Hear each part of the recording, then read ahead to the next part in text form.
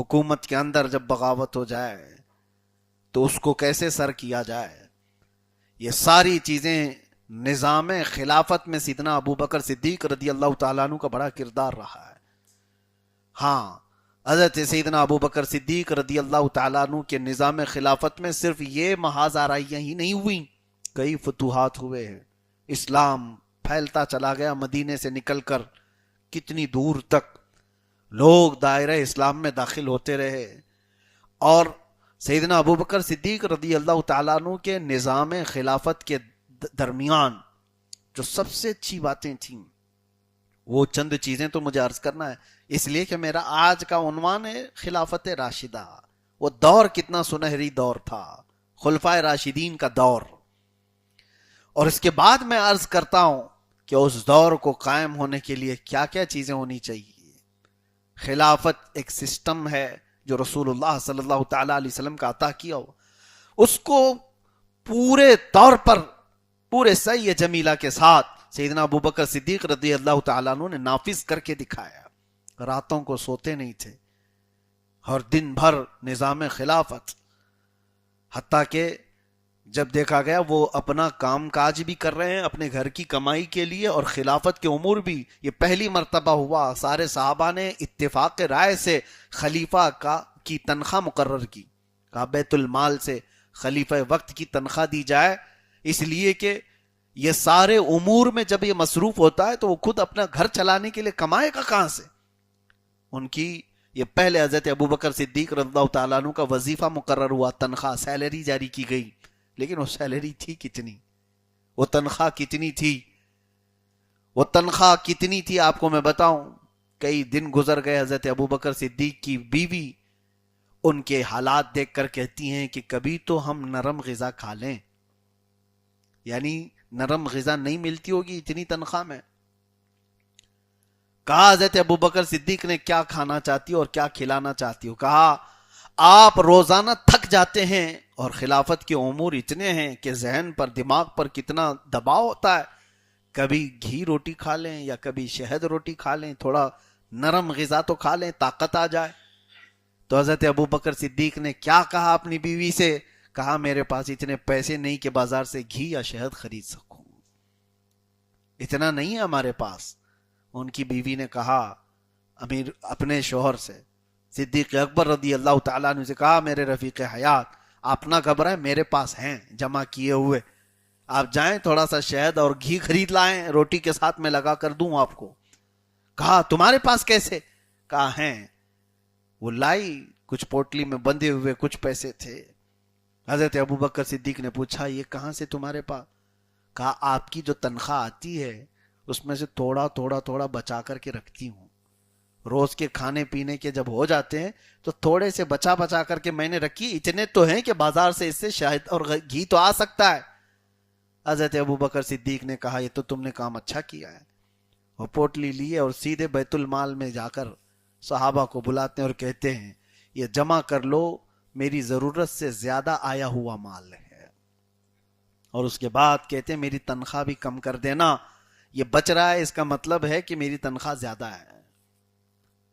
یہ خلافت کوئی لا سکتا ہے آج؟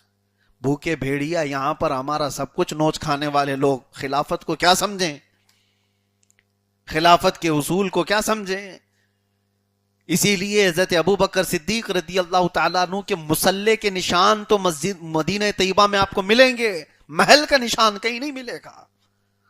کوئی قصر خلافت بنایا ہو، کوئی بہت بڑی عمارت تعمیر کی ہو، سیدنا ابو بکر صدیق رضی اللہ تعالیٰ عنہ کی یہ چیزیں تو نہیں ملیں گی۔ انہوں نے اپنا نظام خلافت ایسا بنایا تھا میرے عزیزو، امن بھی قائم تھا اور حسن سلوک بھی، لوگوں میں اتحاد اور محبت بھی، اور تو یہ ہے کہ جب خلیفہ کوئی منتخب ہو جائے تو اس کی سب سے بڑی ذمہ داری یہ بن جاتی ہے کہ اب وہ تنہا نہیں ہے، اسے صرف اپنا نہیں سوچنا ہے، وہ اپنی سیکیورٹی کا نہیں پوری امت کی سیکیورٹی کا خیال کرتا ہے۔ امت مصطفیٰ کیسے محفوظ رہے پل پل اس کی یہ فکر ہوتی ہے، پل پل اس کی فکر۔ خلفائے راشدین میں سب میں آپ یہ عنصر پائیں گے، یہ وصف آپ کو دکھنے کو ملے گا، یہ اسپیشلٹی آپ کو دیکھنے کو ملے گی. حضرت عمر رضی اللہ تعالیٰ عنہ کے دور میں وہ مدینے میں بیٹھے ہیں اور ملک شام میں تک لوگ دودھ میں پانی ملانے سے ڈرتے تھے.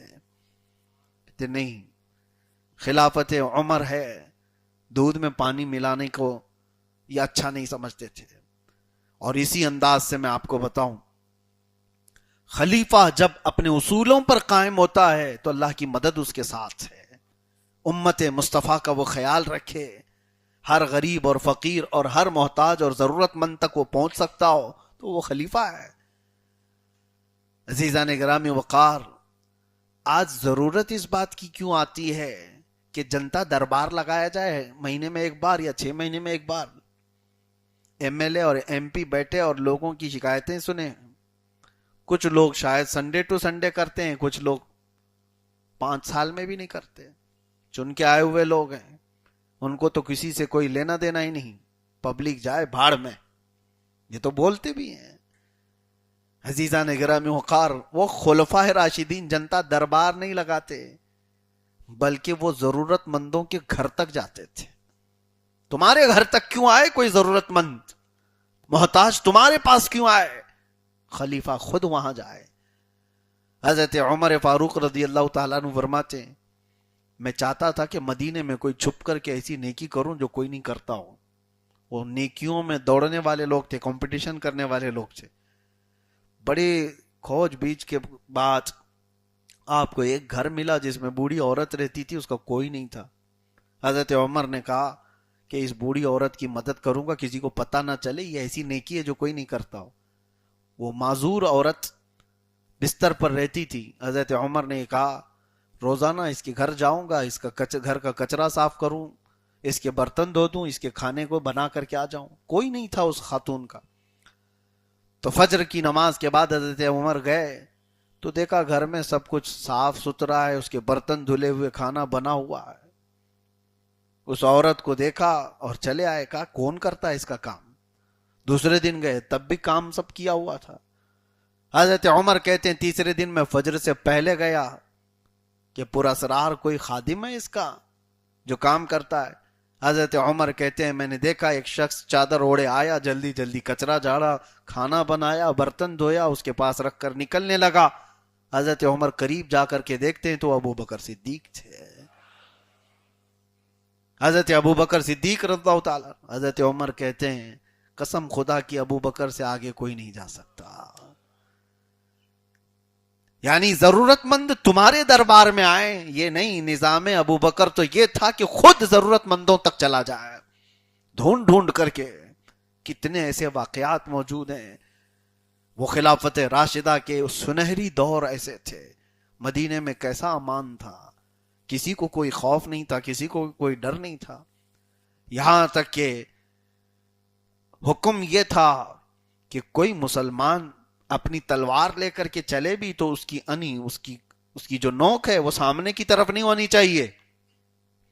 جو تلوار کندھے پر لٹکائی جاتی تھی تو تلوار جب لٹکتی تھی تو وہ تو چاند کی طرح سے سامنے اس کی نوک اس طرح ہوتی تھی. عربوں کا رواج تھا آپ کے دور میں، بلکہ رسول اللہ صلی اللہ علیہ وسلم کے فرامین میں اس کو منع کر دیا گیا. کہا گیا کہ یہ امن کا دور ہے، تلوار کی نوک کسی مسلمان کی طرف نہیں ہونی چاہیے، پیچھے کر لو اس کو. وہ پرامن دور تھا. صدیق اکبر رضی اللہ تعالیٰ عنہ کے دور خلافت میں قرآن پاک کے جمع کا بھی بڑا ایک کردار ہے. بہت سارے چیزیں کی گئیں جو اصلاحات ہوئے.